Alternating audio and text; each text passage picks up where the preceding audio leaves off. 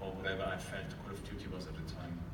Yeah. And Austin, with your John Wick, you're working on a beloved franchise of films.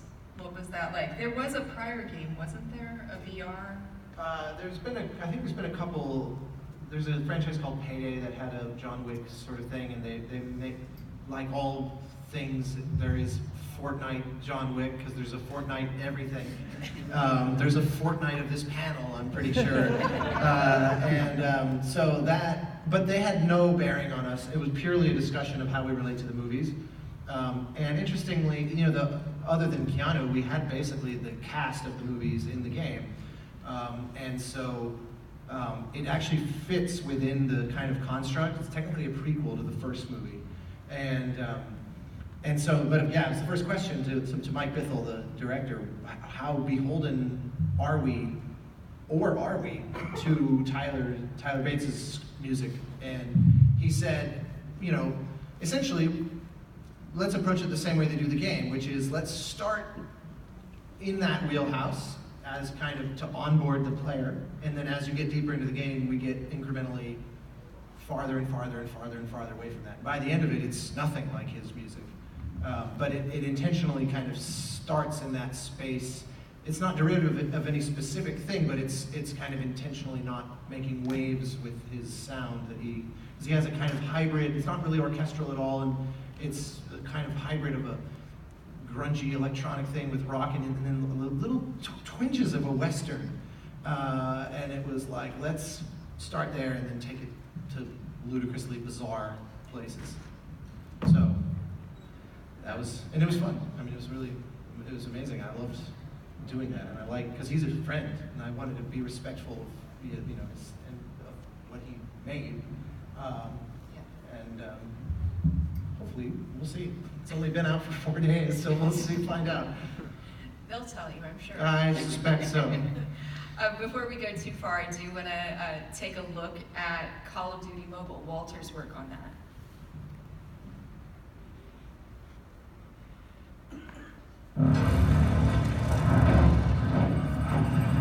I took this job because it makes the world a safer place. And that safety is never guaranteed.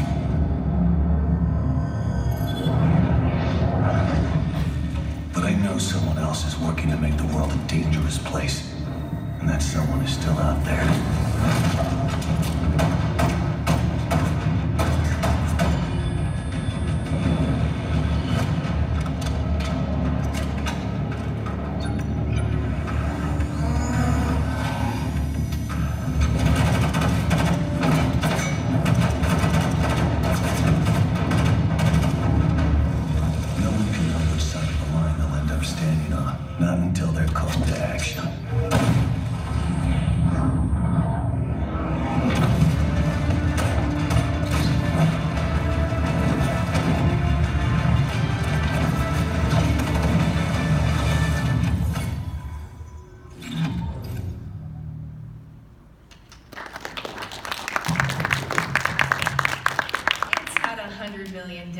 Since October 1st and is officially the biggest mobile game launch ever? Not bad, not bad. Nice work, Walter. Thank you. And how, I always find this interesting. How did you get the job? Because it could be, if you live in LA and you work in film and TV, it could be the person that you just rear-ended on the freeway. So I'm always curious, what's the path? It's always different for each game. For this game, for instance, I did work with Activision before in the past on a different game, and I was on the radar, and I just happened to be in Los Angeles because I try to come to like LA 2-3 times a year. I was there and met with the audio leads, and we had a quick coffee, and they mentioned this game. I said, well, I would love to pitch for that, and haven't heard back from them for 3 months. And eventually you get a phone call or an email, and it says, okay, you're invited to pitch for the game, and then you're up against a dozen or more other composers, and then you do your best. All of us, yeah. And then if you're lucky, then you're amongst the top 2 or 3, and then you go down to the final round, and then you hopefully win the pitch, and that's it. Nice.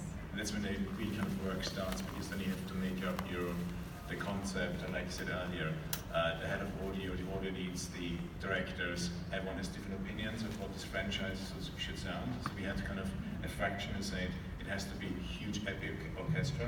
So you record 70, 80 piece orchestra, and this is what it needs to be.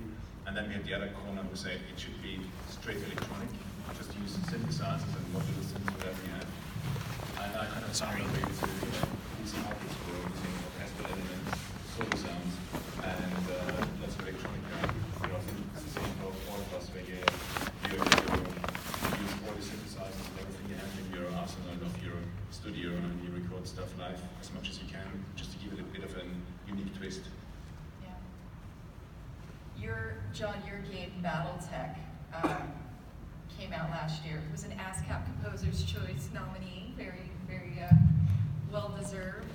I'm curious, when you're coming into a game that's got this legacy going back to board games in the 80s. Yeah, I think there were people that were fans of BattleTech before I was born, which is scary, terrifying. But yeah, I think I got really lucky with Harebrained Schemes, the developer who made BattleTech, because they kind of gave me carte blanche to approach it the way that I wanted to, and I kind of said from the outset I don't want to be too beholden to the history of BattleTech, because I think it would weigh me down a little bit as a writer.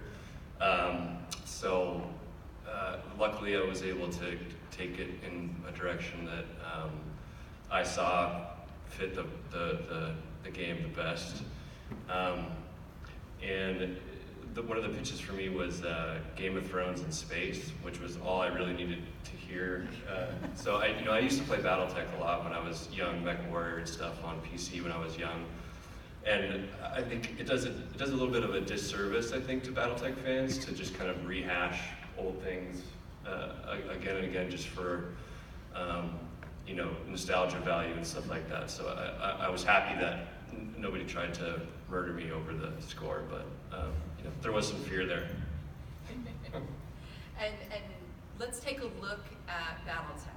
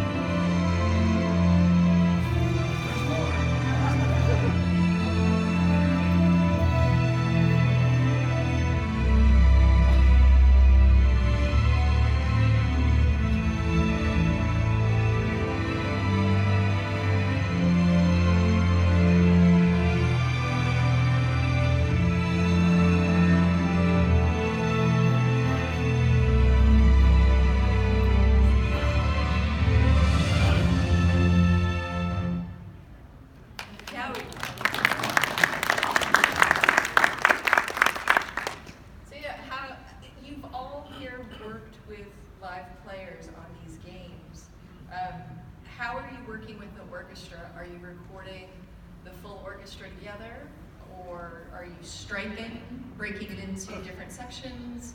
Can you just talk a little bit of that? Yeah, for BattleTech in particular, BattleTech is kind of I would say like independent, but a little bit bigger than maybe a traditional independent game was. So budgeting is usually always a determining factor for how I would plan to record with the orchestra. So I tried to really just cover a lot of the major themes with a full orchestra in the room, and then the parts that were more interactive. Obviously, it gives you a lot more flexibility to do striping, to record everything separate, but then again, that can be more expensive. So you kind of really have to pick and choose what you can and can't get away with in a live setting. And then recording soloists is also a really great way to hide the fact that maybe you're using samples here and there, and overlay some live players just to give that air in the room feel of a track. So that's what I did for BattleTech.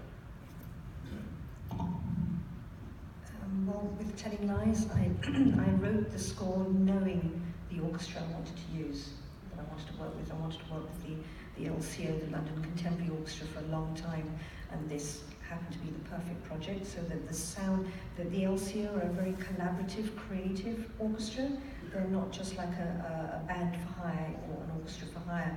So what we did was I obviously slaved away working on the music, writing it note perfect as how I wanted it.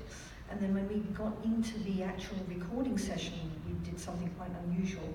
So we recorded the music as everyone had approved it.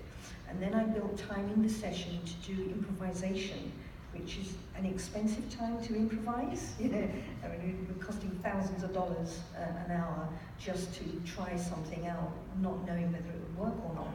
So we were doing all sorts of alternative takes and ideas, fresh, with the orchestra there. We had 15 strings, a couple of woodwinds, and a piano and harp to sort of enhance this noir, neoclassical vibe that I was after. And also with the screen, with the characters, when you see their faces and you see these conversations, you see these little inflections and nuances in their performances. And I wanted the music to reflect that, so to get a lot of intimacy out in the actual performance. So it's not just the music and the notes that they're playing that was important. What was important for me was to hear the relationship between the musician and their instrument. So you hear the sound of the bow grating against the strings, and that helped bring out the nuances and the intimacy of the performances from the actors. So that was how I worked with the orchestra. It's a variation on the same answer. I think my mic was off for that. I said it's a variation on the same answer. On most of my scores, kind of design some kind of strange lineup of instruments that's not really a stock orchestral template.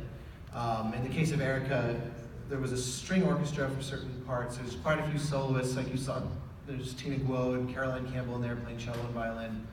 And then a bunch of inserts of like vocal, two different singers singing chants in Greek, which was something that came from the writer and like the actual games writer, and tenor sax making weird sound effects, and then also did an ensemble, a kind of mini orchestra of all basses in Nashville, doing kind of big, thick, low harmonies and stuff, which was great fun. And so yeah, it's striped. The performers are on all different continents, and it's recorded over the course of a year in little bits and pieces. So, but that helps because then your elements are naturally kind of broken apart, and you can make them very dynamic and interactive. Just no matter even if you didn't need to.